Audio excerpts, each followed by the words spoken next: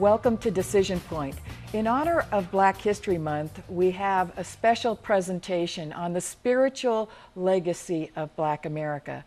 And we have invited two special guests to be with us today. We have Mike Hamilton, who is a jazz musician, and Alex Hernandez, who does a wonderful rendition of Martin Luther King Jr.'s speech. And so, welcome, gentlemen. Thank you so much for having us. Thank you. It's great to be here. Well, it's good to have you. You both have been featured at the Black History Month celebration for El Paso Community College. Is that right? Yes, that's correct. I was doing music, and I did the Martin Luther King speech. Right. Now, both of you have a real passion for bringing the Black American heritage to the students and to the community. How did you get involved in that? What, from your standpoint? For me, basically working with EPCC is great. I mean, they've reached out to me before, and we had a wonderful time. But it's such an incredibly important event. And the way I look at it is this, much the way Martin Luther King Jr. was looking at it, it's for all of us. It happens to be the people that happen to be held or suppressed or who are not equal to the others. But I think if you really listen to him, it sounds more like he was speaking to whether it be Asians or whether it be Hispanics or whoever. It needs to be equality. And for me, equality is where it's at. And when you're trying to give passion, I can find it in music to try to help. Everyone feels the same. If you play something that's really nice and it touches someone's heart, that's what we're looking for. So for me, I was excited when they reached out and said, "You want to do it again?" I was like, absolutely. Yeah, right. So the music is kind of giving everyone the same experience of something that is transcendent beyond I think other you things. feel it if it touches you. Yeah, you know, right. if it's, of course, we want it to be done well. Right. But if it is, a lot of times, you know, it's stirring and moving, and Right. that's what we want. Yeah, right. And Alex? Why did I Yeah. select Martin Luther? Yeah. Well, you know, when I'm a baby boomer, okay, and I guess anybody over 50 has probably experienced, you know, some type of discrimination. Like, for example, you know, Martin Luther King is one of my heroes, along with John F. Kennedy and Cesar Chavez. But, for example, like when Martin Luther King talks about, you know, his 4 little children, you know, okay, that the 4 little children will live in a nation, you know, that will be looked at from the content of their color and not their skin. You know, Martin Luther King was actually talking about your children and my children, and the young generation of today and generations of children yet to be born, that they might have an equal opportunity, you know, to live the, you know, the American dream. And I've always been an advocate, you know, for equality and people be given an equal opportunity to make it, you know.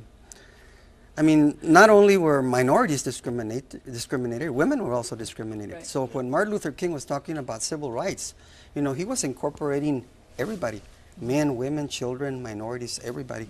And I picked Martin Luther King. I mean, But he wasn't, people think of him as a civil rights leader, but fundamentally his identity was as a pastor and a preacher, right? A Absolutely. man of God. That's and who isn't he that was. where his vision of equality emanated from, right? exactly. Yeah. He preached, you know, change through peaceful means, you know, peaceful demonstrations, you know. That's how he did it, you know. Right, yeah, he wasn't, he was against violence and advocated peaceful resistance and peaceful change, Yeah, absolutely. exactly. If you look at him, you see a preacher, pastor, who's taken the ways of somebody who would lead a church, a good church, to try to get something else done. You know, non-violent and doing all the things he did. But that's what comes out, I mean. And then his speeches as well. It's a lot of the stuff that's in there comes from passages in the Bible, and it's, you know, comes Right. back to the Negro Right. spiritual and all those things that, you know, that's how I got When started. they did the, you know, the march in Montgomery, Alabama with Rosa Parks, I mean, you know, he was heavily involved in that march. You know, he was responsible for helping the people organize it. In fact, they looked up to him for the march that happened in Montgomery, Alabama. For those of you that may not be familiar, Rosa Parks, you know, was the lady that got arrested when she boarded a bus because she refused to give her seat to a white man. She refused to go to the rear of the bus, Right.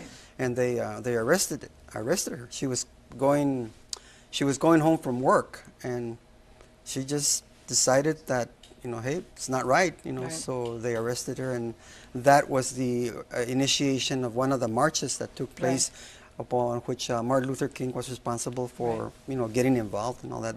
They looked to him as a leader. Right. As a leader. And this is totally consistent with the message of Christ, and Yes. as Christ, because at the same time, Christ wanted all of us to be equal in the sight of God's eyes and to be treated as such. And so it just took us several hundred years to realize that and to provide that kind of equality. Well, he mentions God a lot in his speech. He says when all God's children will be able to join hands. Right. And then in part of his speech, which I didn't mention, he says, I have a dream that one day every valley will be exalted. The mountains and hills will be made low, and every valley, all people will come together and sit together in the same flesh. Right. And he talks a lot about a lot of spiritual in his speech. Right, yeah.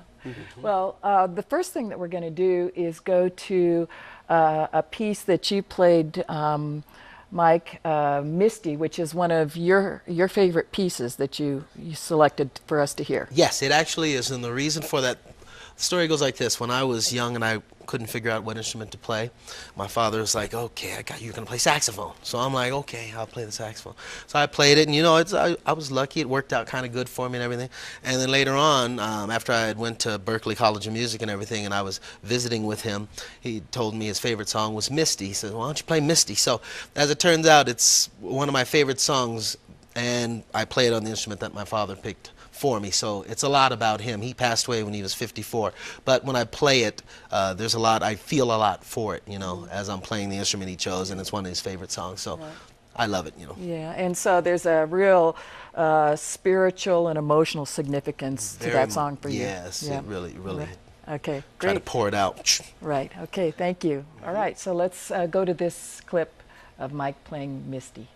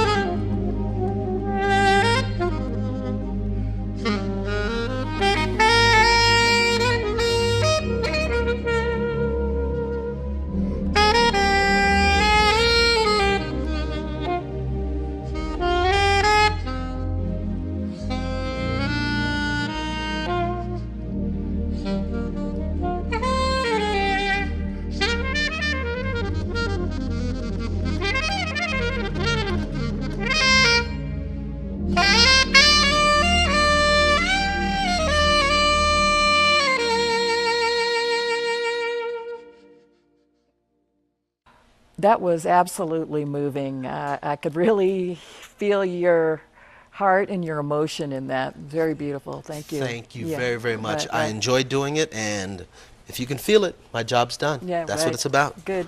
Now you know that the roots of jazz really are in the African American, isn't that right? Yes, yes. A lot of it, there's Negro spirituals, and a lot of, if you say, take Amazing Grace, you take Wade in the Water, you take all these different Negro spirituals, and then you find that a lot of them have similar progressions which help to build the blues, that build up to help build some of jazz.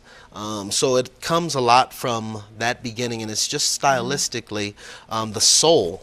You know, it's been there since, I think, African slaves were, you know, brought over here, Right. and the various songs that they sang. And then, yes, they developed slowly into other types of music, but if you'll notice, all of them continue to have a strong soul in them. Right. You know, a strong foundation built on rock, you Right, know, not yeah. sand. Right. So it can stand the time, you know, test Right. of time. Right. And jazz is certainly timeless, and it is the African American's gift of music, unique. Yes. A unique genre for the It rest is. of the world. It Right? is, And when- you've yeah. played all over the world, right? I have been blessed to do a lot of things. I was on a television show in Los Angeles for a couple of years. I've toured with Savage Garden, Tyrese, Coolio. I've toured under my own name doing jazz concerts, and like I was in Sweden for a couple of months last year. I toured Brazil under my own name. So yeah, it's been a nice little ride so Right. far. Yeah. Yes. Okay.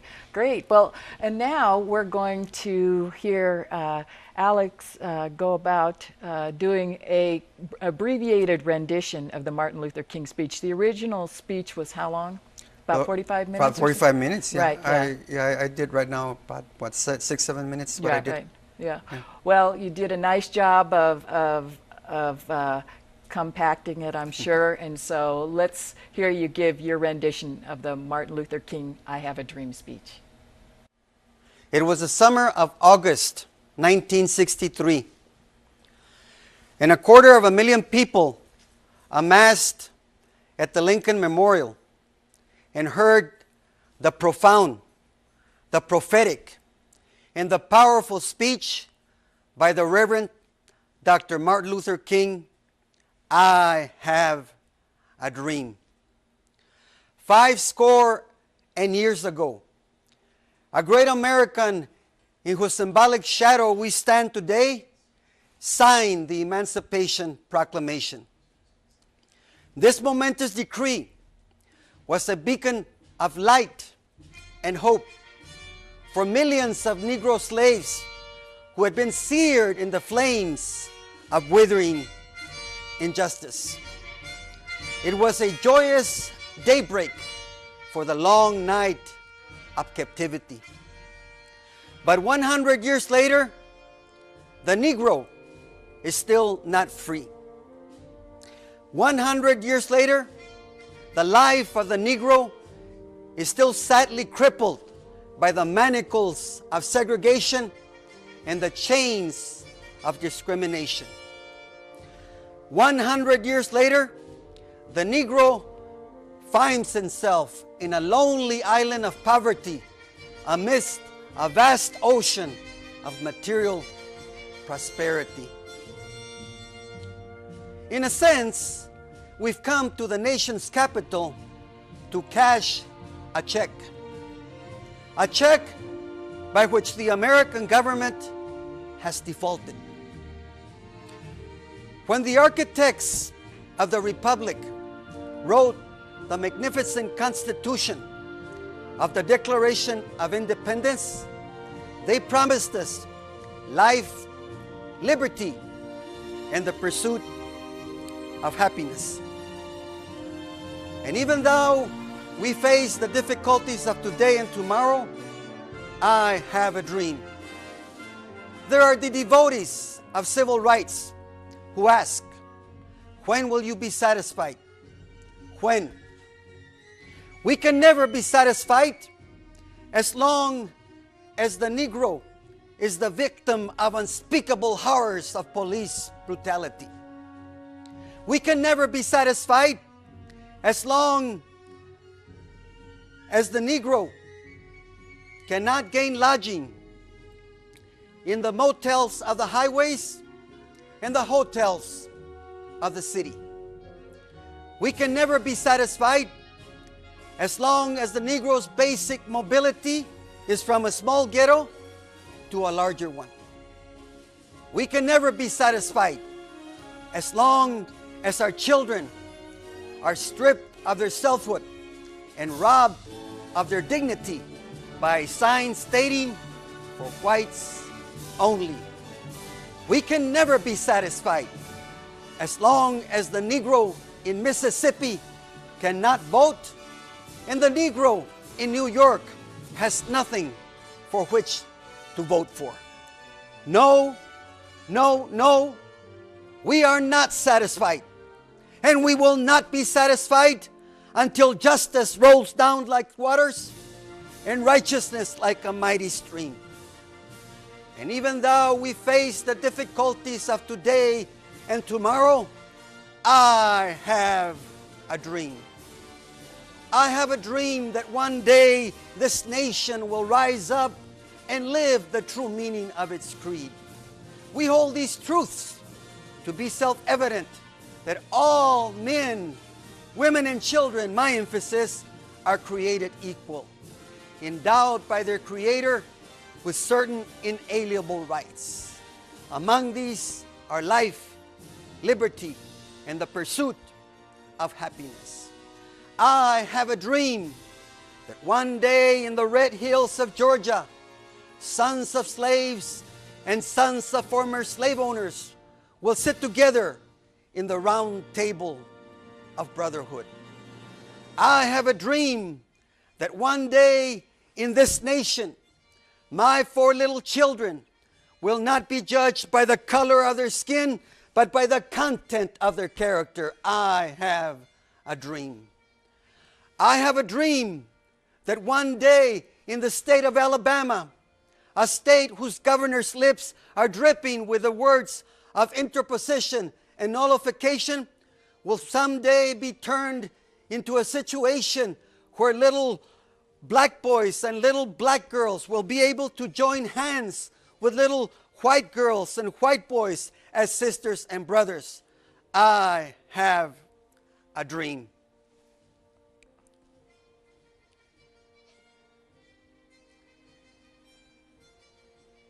And when this happens, we will be able to allow freedom to ring in every hamlet, in every village, in every city.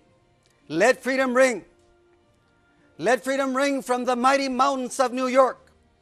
Let freedom ring from the snow-capped Rockies of Colorado. Let freedom ring from the curviest slopes of California. Let freedom ring from the molehills and hills of Mississippi. And when this happens, we will be able to speed up that day when all of God's children will be able to sing, "My country, 'tis of thee, sweet land of liberty." And when this happens, we will be able to sing the song of the old Negro spiritual, free at last, thank God Almighty, I am free at last. Thank you, Alex. That was great, and a great job of giving us a feel for what that was like at that time. But what was the impact of Martin Luther King's speech on the nation? The impact was tremendous. I mean, the conscience of America was moved, because right after that, John F. Kennedy had sent legislation to Congress, for civil rights.